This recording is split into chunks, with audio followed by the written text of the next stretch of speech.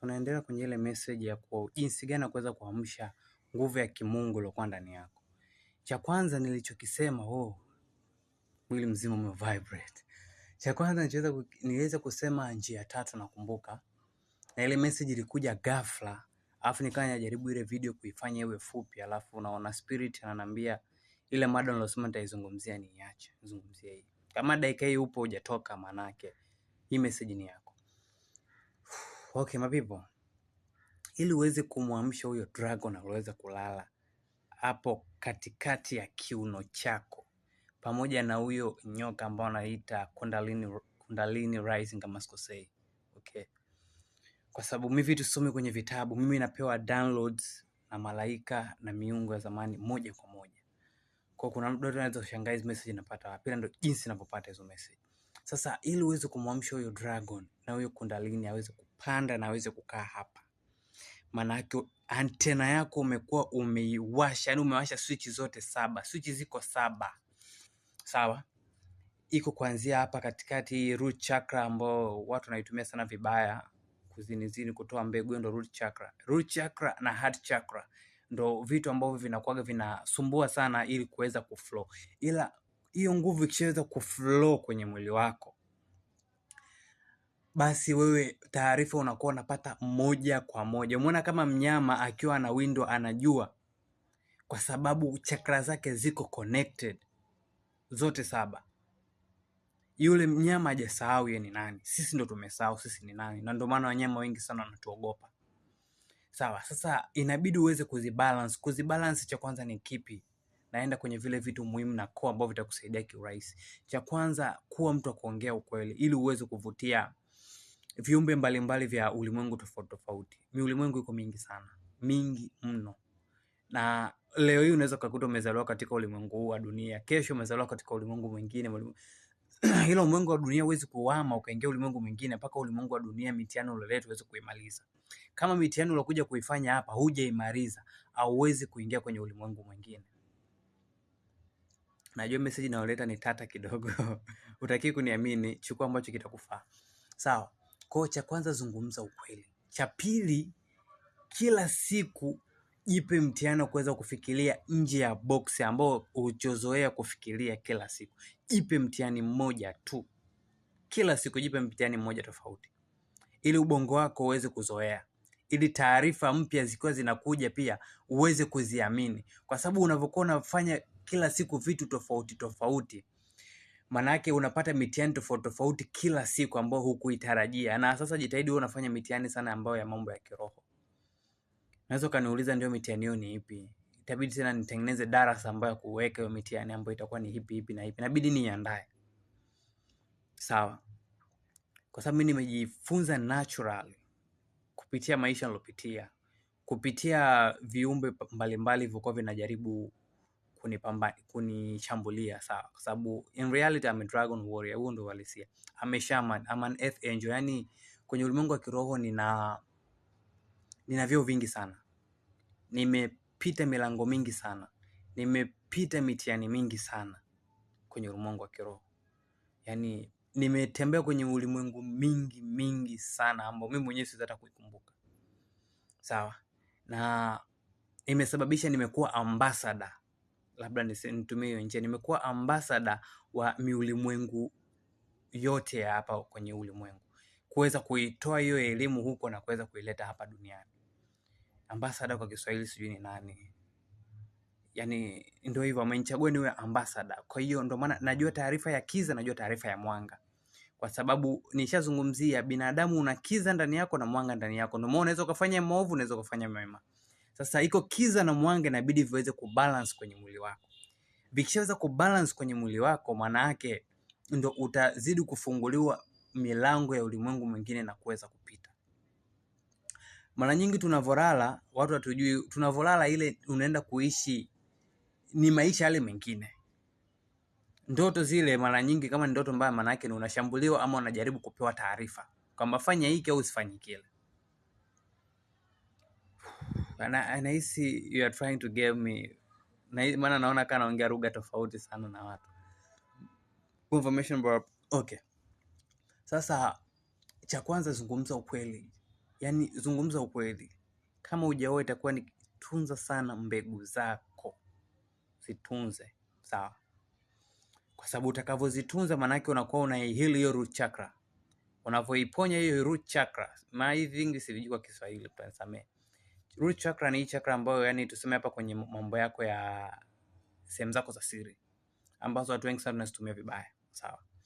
Ukiweza kuihila hapo, usiweza kuitumia ovyo ovyo. Maana unavokutana na mtu kimwili, ni maana yake mnasaini mkataba wa kiroho. Mambo alikuwa ameyabeba yeye na familia yake. Kama kuna laana, unaonja zile laana zake, na kama ana baraka, unaonja zile baraka zake. Inabidi hilo jambo uweze kuligundua kwamba pale ni nafsi kwa nafsi zinakutana. People, I don't even know how to tell you. Na kitu kingine inabidi ubalance ni chakra yako ya moyo, hisia. Sawa.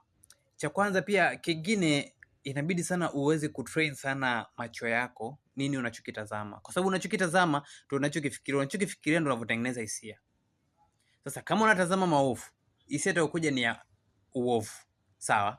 Alafu nguvu utakayoivutia ni ya uovu. Maana yake ndio maana watu wanashangaa mbona hivi siwezi kujua vile, kwa sababu unamvutia sana sheitani, unakivutia sana kiza. Na ndio maana mambo ambayo unakuwa unafikiria kuyafanya ni mambo tofauti na kwenye pale zinaa, sawa? Kumsengenya mtu, kumuongelea mtu vibaya na vile. Watu wanashindwa kuelewa vitabu vya dini vilikuwa vinazungumzia nini. Kwa nini vilikuwa vinasema hivi vitu siwezi kuvifanya? Kwa sababu nafsi ambazo unakuwa unazivutia ni nafsi za sheitani. Hata kama usipojua na kujifunza zaidi, kama masomo unaweza kuyatoa, jinsi gani utazidi kujisaidia na kujifanya uwe kiumbe bora, sawa? Ila pia unazidi kujipoteza. Utarudi kwenye ulimwengu huu wa dunia mpaka akili kukae sawa. Sitaki uniamini, ila usitegemee kama unavokufa tu kuna moto, sijui ukishatoka motoni, baada ya motoni, bro, ukiondoka nafsi yako hapa, kuna chemba katikati ya dunia. Hiyo chemba utaishi maisha yako yote ulioishi duniani ndani ya wiki, yani chemba utakaa ndani ya wiki 4. Japokuwa muda tumetengeneza binadamu, hamna kitu kinachoitwa muda, sawa? Ila tuna assume, okay? Ndani ya wiki 4. Ndani ya hizo wiki 4 katika hiyo chemba, kuna wiki moja ambayo utaishi maisha yako yote ya duniani. Alafu utakapotolewa pale, nafsi yako, unajua nafsi haiwezi kuongopa. Nafsi ikikusuta na kujiona uchokifanya sio sahihi, baada ya siku 41 unarudi tena duniani. Sawa? Unaweza kurudi Marekani, unaweza kurudi wapi, unaweza kurudi wapi. Na kama unatenda maovu sana, ndio kuna watu tunarudi kama kilema, hawezi kufanya hivi. Yaani Mwenyezi Mungu anakupunguza nguvu na kupunguza kasi kwa sababu alishakuonya sana na ukumsikia. Ama kama umefanya maovu makubwa mno, kizazi hicho kinafutwa kabisa kwenye uso wa dunia. Yaani manake nafsi yako inaangamizwa mazima. Sitaki mniamini cha kuambia ongeza na chako, ila sijui kwa nini nazungumza hizi maana. Kwa sababu ndo download inayokuja na yani I don't even know how to tell you guys, but kwa hiyo kuweza kuamsha huyo kundalini aweze kupanda na aweze kukaa hapa na uweze kupata hizi taarifa moja kwa moja. Sawa? Inabidi ubalance hizi chakra zako 7. Zote hizo inabidi uzibalance. Na kuwapa tahadhari, ukishaanza hii kazi hainaga kurudi nyuma. Umeona kama mimi, hii elimu niloibeba kuna muda so sasa hivi, lakini zamani nilikuwa natamani hii elimu nisijue kabisa. Natamani hata nisahau, kwa sababu nilikuwa nashindwa sasa kuwa kama binadamu wengine wanavyoweza kuishi. Kwa sababu ukishajijua wewe ni nani kiundani, kiuhalisia, bro, ina raha yake sana, kwa sababu maisha yanabadilika na kuwa mepesi kwa design fulani. Hutakuwa muoga. Hutakuwa muoga wa kifo, hutakuwa na uoga wa kitu chochote. Kwa sababu unajua kama umetenda mazuri, unavotoka hapa, kama unaweza kukuta umezaliwa sehemu nyingine, una maisha yako mengine mazuri, kwa sababu malipo yanafanyika. Nakwambia, unajua kwa nini nakwambia malipo duniani? Kama bado muda wako wewe haukuisha, kunaniliwa hapa duniani, sawa? Hata kama ukifa utarudi tena na kazi yako ile ile na utaishi maisha mazuri, kwa sababu leo atenda ya mwisho ilikuwa ni mazuri. Sasa hivi kuna watoto wengi wanazaliwa na wanakumbuka maisha yao yaliyopita, kwa sababu dunia mpya imeshazaliwa. Bado tu tuseme umeona kama ile unahamisha vitu kwenye friji, unaweka friji ile, vilivyoharibika unaviweka kwenye dustbin, vilivyokuwa vizimu unaweka kwenye friji jipya, si ndio? Ndio kitu kinachofanyika sasa hivi. Ndio maana binadamu kiangalia sasa hivi amekuwa sana ni watu fani wabishi sana. Kuwaongopea imekuwa kitu kimoja kigumu sana, kwa sababu hii dunia inavyobadilika, watu wengi wanavyozidi kuamka, inasababisha, nitumie lugha gani rahisi, nafsi kujikumbuka. Maana binadamu wengi tunaendeshwa na akili hiyo ambayo ni kwa vile vitu ulivyo umezeshwa toka huko mdogo, sawa? Kama uliishi mazingira ya uoga, basi umekuwa ni mtu wa uoga, na kama umeishi mazingira ya kuteswa, basi unajikuta wewe ni mtu pia ambao unapenda kutesa watu ili kama uweze kufanya kisasi fulani hivi. Umeona? Kwa sababu gani? Kwa sababu wewe haujaweza kujikumbuka, bado unaishi kwenye jela. Sasa hiyo jela unayoishi inabidi utoke, inabidi ujue kwamba niliopitia ni mafunzo. Chukua funguo, jifungulie, toka. Tumia hiyo elimu sasa kuweza kusababisha watu wengine wasijihisi hivyo. People. Damn. I'm going very, very, very, very deep and I feel it. Okay, nitawapa mfano mdogo. Hii message ataelewa chache. Umeona kwenye ile movie ya Avatar The Last Airbender, alikuwa anafundishwa yule kijana jinsi gani kuweza kubalance chakra zake, sawa? Kile kitu ndio inabidi ukifanye wewe. Hakuweza kuruhusiwa kuweza kujua vitu vingine nini. Yaani umeona alikuwa anakutana na mababu zake na miungu ya zamani na ilikuwa inamfundisha, na kuna muda inaweza ikachukua mwili wake na kuweza kumsaidia kitu fulani. Usiniamini, ile kitu kipo na kinawezekana. Wewe ni zaidi ya vile unavyojiona. Ni zaidi ya vile unavyojijua. Wewe si mtu wa kawaida. Wewe si mtu wa kawaida. Damn. Wewe si mtu wa kawaida. I just even don't know how to tell you. Ila kuna vitu ndani yako inabidi viamke. Haijalishi hata kama wewe nafsi yako sio nafsi ya nyota, ila kuna nguvu Mwenyezi Mungu amekupa ya kipekee.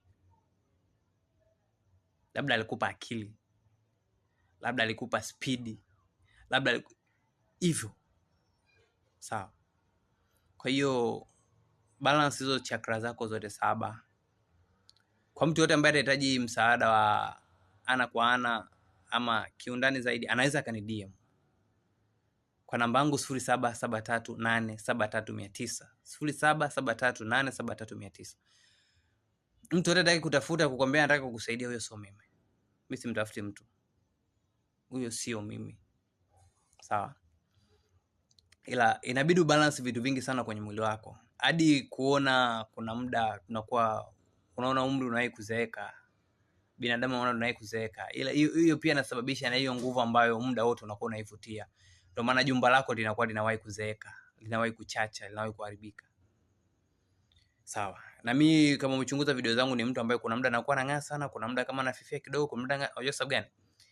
Kila anavyozidi kupita kwenye milango mipya na kuwa unaona kama nyoka kabla hajajitoa gamba, ngozi yake inakuwa kama vile ina ukungu fulani. Akijavishajivua gamba anakuwa anang'aa.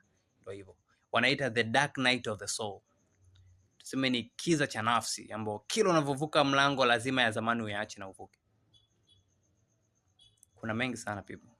Wewe sio binadamu wa kawaida. Mwenyezi Mungu avokuumba na akasema binadamu wewe ndio kiumbe bora. Hebu elewa kwa nini alikwambia wewe ndio kiumbe bora. Ndege analuka, chui simba ana nguvu ya kunguruma, watu wakaogopa. Ila kwa nini wewe alikwambia ni kiumbe bora? Kwamba simba kiunguruma hapa ndio unahisi uoga. Ila kwa nini alisema wewe ni kiumbe bora? Mungurumo wako wewe ni kuliko kiumbe chochote hapa duniani. Ila kama ukikijua ni nini.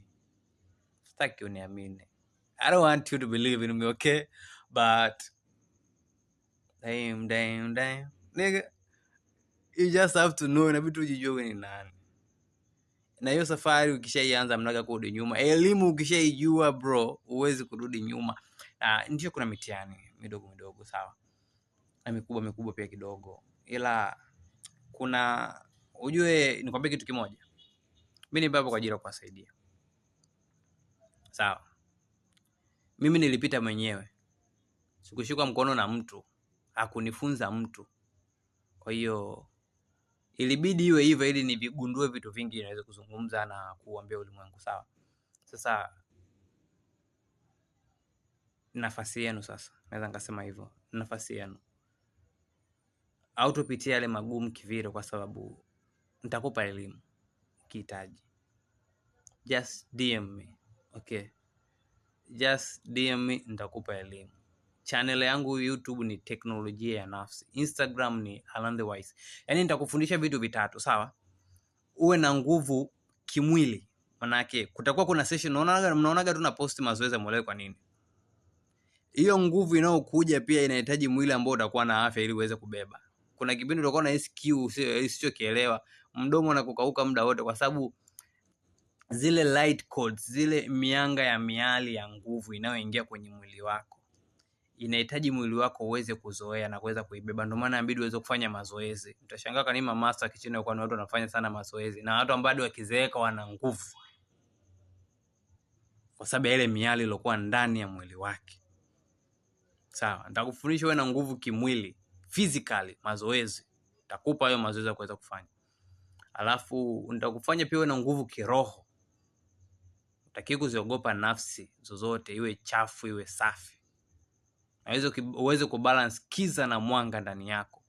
Kwa sababu wewe ulipewa kiza na mwanga. Sio wanavyokuambia kuna movie sio kuna shule ya kiza afu kuna shule ya mwanga. Vyote wewe umevibeba ndani yako. Na ndio maana hata mtu mzuri anaweza akawa mtu mbaya. Kwa sababu gani? Hivyo nguvu zote umezibeba, inabidi zibalance.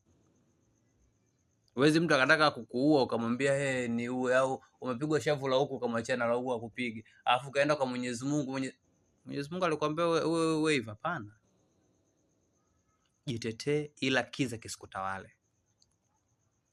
Alitaka mtu kukuangamiza, mdhibiti. So muangamiza. Ndio inamaanisha kwamba kiza na mwanga waweze kuvibalance. Kwa uwe na nguvu kimwili, uwe na nguvu kiroho na uwe na nguvu kiakili. Kwa sababu akili yako ndio inaleta akili, unachokifikiria ukishafika tamati ndio inakwenda kwenye hisia. Kishaenda kwenye hisia ukishakihisi ndio unachokifanya.